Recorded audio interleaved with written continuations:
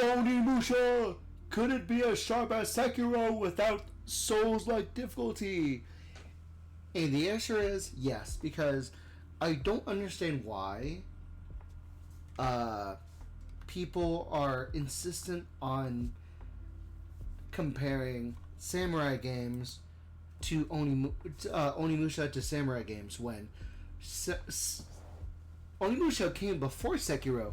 So why are they comparing it to Sekiro because of the anime that is being released, or it's because it's their most easiest identifiable thing that is a samurai?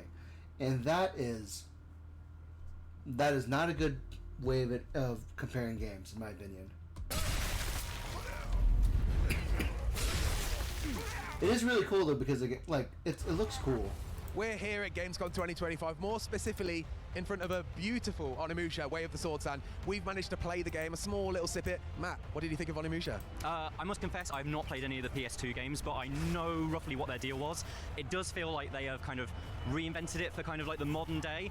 And yeah, I think it's really going to work in what feels now like a golden age of swordplay games. We've had Sekiro kind of like in the last few years and Ghost of Tsushima that really raised the bar on what those kind of games were. And I feel like this is probably going to join them. It felt like it got really sharp, satisfying swordplay. Yeah, I must confess, I'm not really a Souls-like guy at all. Why is Souls-like the comparison? In the last few years and Ghost of Tsushima that really feels now like a golden age of swordplay games. We've had Sekiro kind of like in the last few years and Ghost of Tsushima that really... When you say swordplay games, why is Sekiro and Ghost of Tsushima the first things you think about? I don't understand that. Is it because of its comparison to like the one weapon style only, or like that?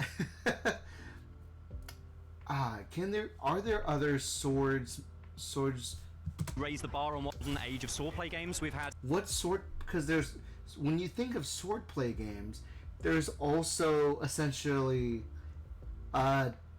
Soul Calibur, which is a swordplay fighting game, and then there's also Dark Souls, which is also swordplay. There's a lot of there's definitely other action games,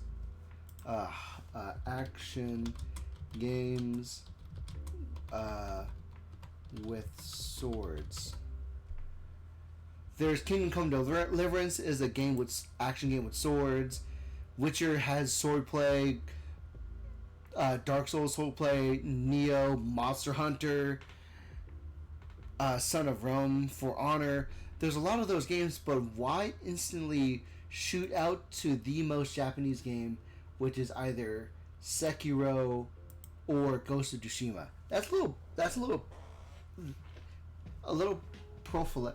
I don't like Sekiro kind of like in the last few years and Ghost of Tsushima that really raised the bar on what those kind of games were, and I feel like this is probably going to join them. It felt like it got really sharp, satisfying swordplay. Yeah, I must confess, I'm not. Okay. I need to see the comments because I'm getting upset just by hearing it. As an OG Superman, OG fan, so hype. Not every game needs to be a Soul-like, so why bring up the comparison? If I hear Souls-like one more time, like, it's not... Souls-like isn't just like one form of like soul. It happens to be the most popular swordplay game, but it's not only that. It was never Souls-like to begin with. Yeah, like I don't. They are grasshoppers to games like this. People these days tend to call every game Souls-like. Oh god, it's annoying. There's an obsession and I don't get it. There's a whole genre in action games with high ceilings where it exists. Y'all get so tired of these titles. We know it's not a Souls-like. We don't need you to keep peppering it in. Really a Souls-like guy at all? So when I started playing... I don't like Dale. I really don't like Dale. I don't know his experience in games, but there's a lot of games that have swords that are considered soul play. Like, also, there's also, like, No More Heroes has Swordplay, but why do you compare? Why is the Souls-like a thing that you have to like keep hammering every time? My initial fear was, oh my god, am I going to be punished for this because I don't have experience with these Of games? course you're going to be punished. Anytime you make a mistake in a game, you're supposed to get punished.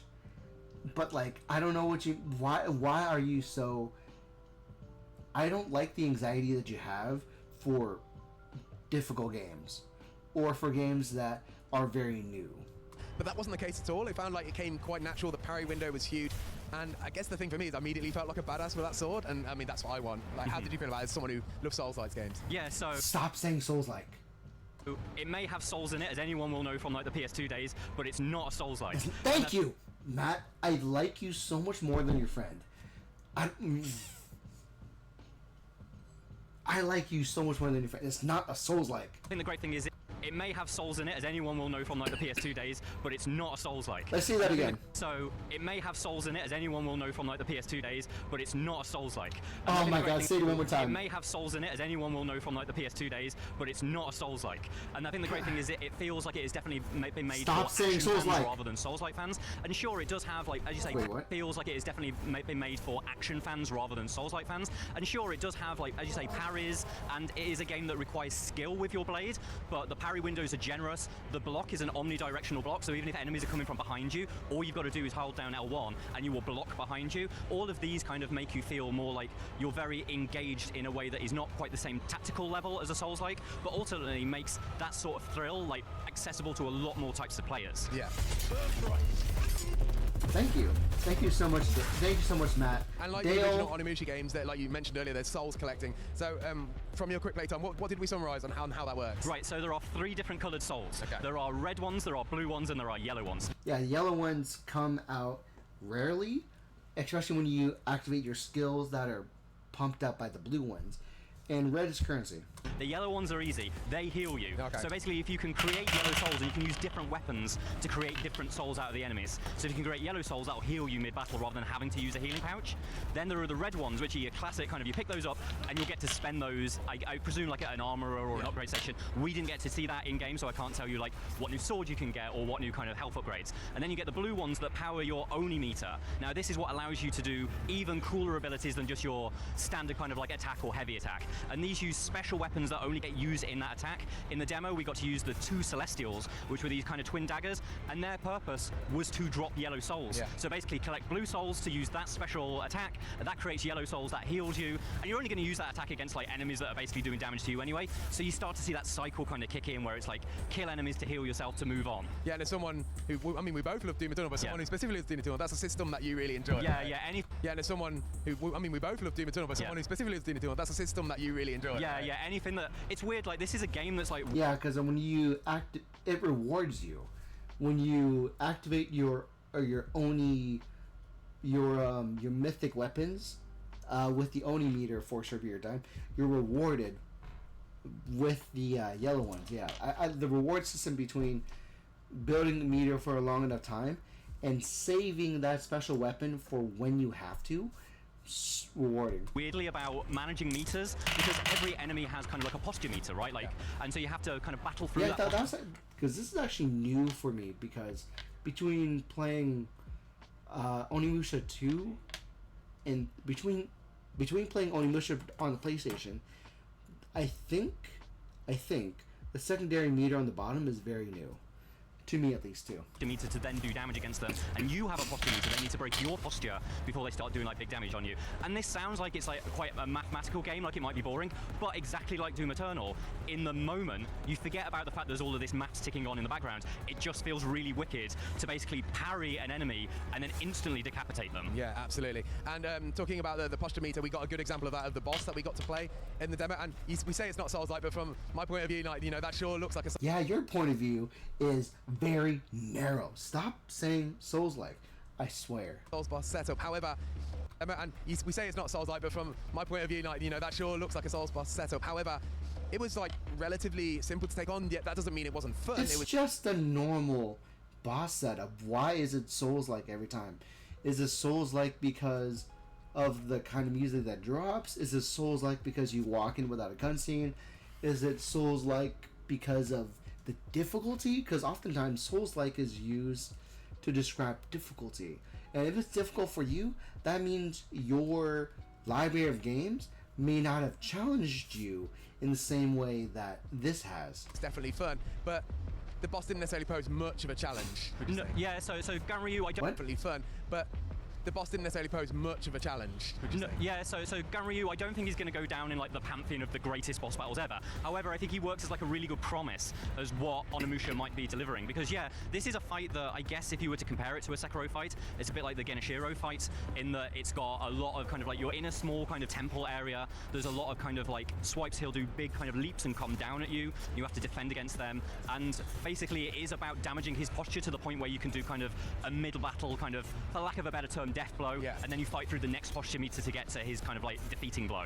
And so yeah, there is a bit of that kind of Souls-like element to it, and you certainly, let's say you required skill. There's a meter in the game which like the more you parry, the more it builds. And if you can build a successful parry chain, your sword sets on fire, all these blue sparks, and you do way more damage. And if you can keep successfully parrying, you keep that buff going, so it really rewards you for that. And I feel like that boss fight was a really good example of like, keep that parry chain up. Matt, please keep talking. You sound so much nicer to hear. You know, ensure you're on top of every move that he does, and so it is about learning those moves that he can do, but you get completely rewarded for it, and then yeah, like you get a really rewarding conclusion to that fight. Because like in the last video we watched, there's two different types of breaks. One of them rewards with more damage, and the other one rewards with more souls. So there's definitely two that can be beneficial depending on where you're at in the fight. From this demo, like, I've gone from someone who, like, I played Onimusha back in the day, but I can't say I was, like, clamoring for it. You just said that you don't... This guy just said he never really played PlayStation 2 games. And you to then lie about playing Onimusha, like, what the fuck? The game, a small little snippet. Matt, what did you think of Onimusha? I must confess, Specifically, in front of a beautiful Onimusha, Way of the Sword stand, we've managed to play the game, a small little snippet. Matt, what did you think of Onimusha? I must confess, I've not played any of the PS2 games, but I know roughly what their deal was. Okay, so it's Matt that's never played the PlayStation 2 games. It does feel like they have kind of reinvented it for kind of like the modern day, and yeah, I think it's really going to work in what feels now like a golden age of swordplay games. We've had Sekiro kind of like in the last few years and Ghost of Tsushima that really raised the bar on what those kind of games were, and I feel like this is probably going to join them. It felt like it got really sharp, satisfying swordplay. Yeah, I must confess, I'm not really a Souls-like guy at all, so when I started playing it, my initial from someone who, like, I played Onimusha back in the day, but I can't say I was like clamoring for it to come back, but I find myself now really excited to play this game, and I think it's because, for me anyway, it just feels like I'm in a constant state of being rewarded for my actions, and then I'm being rewarded by getting to do cool things. Oh yeah, like this is a game where kind of like at the moment you do like a good parry against normal enemies, that tends to open them up for these really, really slick takedown moves, which is decapitations or cutting arms off, and they will chain together. So if you can like exhaust two enemies simultaneously, you get to do a 1-2 kind of like double stab. It is really slick, really stylish, and yeah, it doesn't feel punishing. It feels rewarding. Yeah, definitely. We've always fought him in every other iteration of Onimusha. Much more to talk about Onimusha, but I think that wraps us up there. So, Matt, I enjoy listening to. Dale could be easier to. Dale needs to play more games. But enough about that. Let's watch and hear from the dude himself. Dude or buddy, let's hear from you.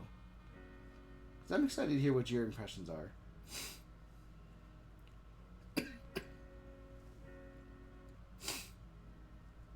Come on, this is a really long 15 seconds. How long are these 15 seconds, please?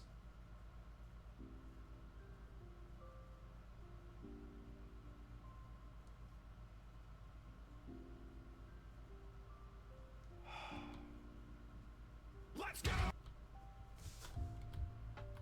Left, I had the opportunity.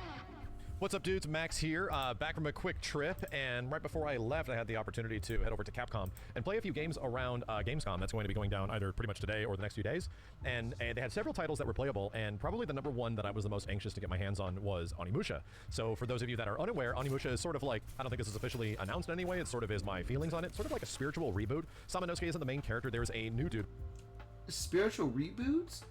I can understand that too, because when it comes to Way of the Sword, in my impression, it's it's taking the concepts of Onimusha and moving the locale, because Onimusha was, hold on, Onimusha, the first game. Let's the first game. I want to look at the first game's premise. I'm looking at the first one. Onimusha Warlords from 2001 was the setting. I'm looking for the setting.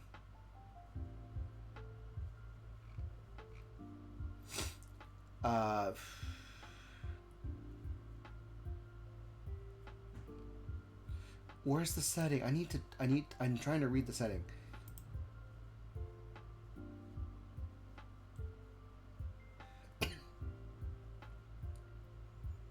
It's set in the Sengoku period. Focused on Sameno Susuke Akechi, who faces the forces of Nobunaga. I believe. How far apart is How far apart are the ages? The eras between Musashi and Nobunaga. I think they're different eras, correct?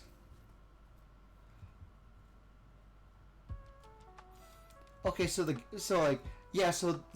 whole, I like the idea that when he says spiritual successor, spiritual reboot, that makes a lot of sense. I like the idea that they're playing on currently established premises of Onimusha and separating and jumping the timeline to 20 years into the future, or 20 years 20 years into the future in a separate part of Japan. Because the first game, Onimusha Warlords, or Genma Onimusha, was set during the Sengoku era, and during the death of Nobunaga was the decline of the Sengoku era. 20 years later is Musashi being an adult and fighting demons left and right in here. So I like the premise time skip of like 20 years within this universe. I like it. By the name of Musashi. The game, from what we saw at Summer Games Fest, looked to be very much in line with like the classic Onimusha. Now, the difference between the impressions I had at Summer Games Fest to what we're looking at now is that we have actual gameplay to show off of all this stuff, so you're going to be seeing a little bit of like a supercut of cool moments. And the second biggest thing is that I got to actually play it this time. I was pretty impressed in the initial demonstration that it just looked very cool, like a lot of stuff working together. It looked very cinematic, looked very flashy. So let's sort of just break down the few things that I remember from my playthrough and some of the stuff that really stood out to me. Number one, obviously the visuals. Ridiculously good, man. I think Onimusha might be one of Capcom's like tentpole, like best looking games that they got going on right now. And it just is more representative that the RE engine just keeps getting better and better and better at what it does. Yeah, because I believe they moved on from Unreal Engine, and then at the start of Resident Evil 2 remake, they've used the RE engine for all of their games, including Monster Hunter. Been some weird step backs here and there over the past couple of years with like Dragon's Dogma 2 and some big games like Monster Hunter Wilds needing some better optimization, but this game is not like that. Very much so. What I will say is it's an emphatic positive about the visuals of the game, and the animation transitions are just top notch. These fights almost look choreographed, the way you engage enemies and stuff like that. That's nice to hear. That's really good to hear. There's a reason for that. The game is relatively like linear, and that might not be a big issue to some, but if you're expecting like very large scale open environments like some other games that Capcom has with the RE engine, like we just said, then it's really not going to be that. You're pretty much focused in corridors, and the entire experience is about you moving from like point A to point B to point C relatively in a straightforward fashion. There's definitely regular Onimusha has always been straightforward, so it's not open world as what people would like to assume, because in the early announcements people assumed, oh, is it going to be Capcom's first step? Is it now Capcom's turn to step into the Souls-like genre? No, this is action adventure from the beginning, just like it has been 24 years ago with Onimusha Genma. going to be some backtracking here and there. There's some areas that we were unable to get access to. And granted, the thing that we did have playable for Onimusha was pretty much felt like the very beginning of the game, which is kind of like a gripe that I had. I wish we had access to something that was a bit further in, where we got to really explore a bit of what was like available with it. But right now, I wonder if like going further into the game would have made some spoilers. But I like the idea that we leave the first 15-30 minutes of your experience to be the same experience that everyone will get when the game comes out, because there's a chance that later on some late game content, like late game mechanics, may be spoilers, so I can understand their expectations. I felt like everything was being specifically held back, and the level design was absolutely one of those where it's like, oh yeah, we're just sort of going through and it's about killing this dude, killing that dude, and moving forward as quickly as possible while just hacking and slashing and making your way to an eventual boss fight. So let's talk about the hacking and slashing, because I had the initial presumption, admittedly so, that this game was going to be kind of like a Soulslike, like a Capcom take on a Soul. Boo! Boo! The initial presumption, admittedly so, that this game was going to be kind of like a Soulslike, like a Capcom take on a Soulslike, and knowing Onimusha, and it's like, well, yeah, Nioh has done that. There's been several other games like Sekiro that have sort of done that. Yeah, Nioh and Sekiro is Souls-like because, well, I can understand Sekiro because it came from Software, but Nioh was from Team Ninja, so that's Team Ninja's step. And it is not. This game is 100% very much in the absolute respect of Onimusha as a franchise, especially Onimusha like 1, 2, and 3. I didn't play a whole bunch of Dawn of Dreams myself, but it really feels like they are not deviating too hard from what the classic Onimusha formula is. You have a basic attack button, you have a heavy attack button, you have a button that sort of like builds up in the back. 2 sentinels. Wait, what? Basic attack button, you have a heavy attack button, you have 2 sentinels. R1 with full power. Oh, so 2 sentinels is like a special move? Or is that your button to switch into the weapons for a short period of time? a button that sort of like builds up in the background that is like a super in a way. R1 when the gauge is successfully full. Let's just say it's a super that does like a unique weapon, and then you have like a deflect slash block button, but also a dodge. And there's an interact, but the dodge button is kind of unique because you get this option between dodging attacks or deflecting slash parrying attacks. But the parry felt very much in line with kind of what you would expect from a traditional parry-like game, right? This game was going to have parries. It's going to be a big aspect of it. So if you're looking for a parry-heavy Capcom game, well, going to break it to you. This one might be pretty big on that throughout the majority of its playthrough. Capcom game, well, right? This game is going to have parries. It's going to be a big aspect of it. So if you're looking for a parry-heavy Capcom game, well, going to break it to you. This one might be pretty big on that throughout the majority of its playthrough. Parries look really cool, result in some huge flashy moments that usually are the result of an execution of an enemy just getting cut in half. And the way you engage enemies is pretty fun. It feels like what the game wants me to do as you're moving through, and you go from like segment to segment to segment with some very, very light puzzle solving in this early access sort of preview of the game. It feels like the game wants me to dispose of these enemies as quickly as possible and as fashionably as possible, I would say. It's almost like I think there would be a style meter in the game in some way, but there is not. It sort of feels like with all these cool animation transitions, it just wants to make the coolest, most fanciest of actions sort of be happening all the time as Musashi is taking out all these enemies. Would this make you buy a Ridge wallet? It will not. I want to get my own wallet, man. I don't need a Ridge wallet. Further mechanics in the game where you is taking out all these enemies. As I said before, we didn't get access to a ton of like further mechanics in the game where you have to really balance and utilize these resources that you have against the enemies. If there's one thing that I can say about the demo that we played is that there were two options of difficulty. One being sort of a story slash cinematic mode that will likely make a lot of the events of the story much easier, but I didn't play that one. I played the normal slash professional difficulty. I think it's called like combat or something like that. And it was... Okay, so the fact that they provide two different, they provide accessibility in terms of story ease, or standard play. Story mode, things are easier to parry, you take less damage by a certain degree, and you hit harder versus standard as the game was intended. I like the two options, especially for those who don't have a lot of time or who want to just get through the game because they enjoy being in the area and the difficulty might be too much. fun, but I did notice, especially because this is likely the very, very early portion of the game, which is a little bit of gripe. This is a little bit of a personal gripe myself. Man, we were just plowing through these enemies. You just sort of run in there and sort of hack, and chop like crazy. The game has a very lenient sort of like parry window, especially on animation canceling, so you can sort of like do a lot of attacks and stuff like that, and have these context-sensitive like finishers all over the place. Like, the main character will just zoop across and like whack guys, and it's about sort of chain killing these enemies in many ways, which is legitimately super awesome. I really enjoyed that part, but a lot of it didn't feel necessarily like challenging, even as much as like the old school Onimusha. But that game has a lot of like, you know, issues. It's effectively a Resident Evil game with combat. You know, that is fair. Even though you would say Devil May Cry is that, but this game has like actual tank controls. Because if I remember correctly, Resident Evil, Devil May Cry, Onimusha was developed all at the same time, relatively speaking, and Devil May Cry was the answer to what if we had Resident Evil vibes but with a sword, and then this was also the same scenario, but one of them was more stylish than the other. So like they are all within the same family of tank controls dealing with horrors that the normal man shouldn't deal with. Right, old Onimusha is a legit tank control game.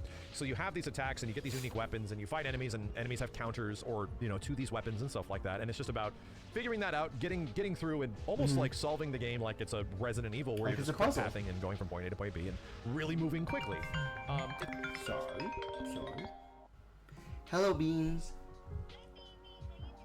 I'm doing good. I'm just watching some videos. How can I help?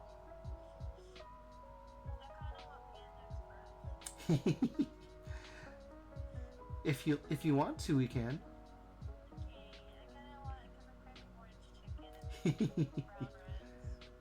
Okay. You feeling good? Okay. If you want to get me some, if you can get me something from Panda Express, I trust your choices. I trust your choices on how you'll feed me. I miss you. I'll see you soon. We're having Panda tonight, Panda Express. It's hard to say if this whole game is going to be that way. It looks a bit more, and this is just my personal opinion, it feels a bit more streamlined. Actually, now that I think about, I'm just noticing. This whole game is going to be that way. That's a weird. You know, it's been like what, 20 years since I've played Onimusha Warlord. I don't remember this instance happening of an enemy having their own gauntlet. So I think that makes sense in terms of the expression of like yin versus yang, and they need two Onimusha gauntlets to like maintain the balance.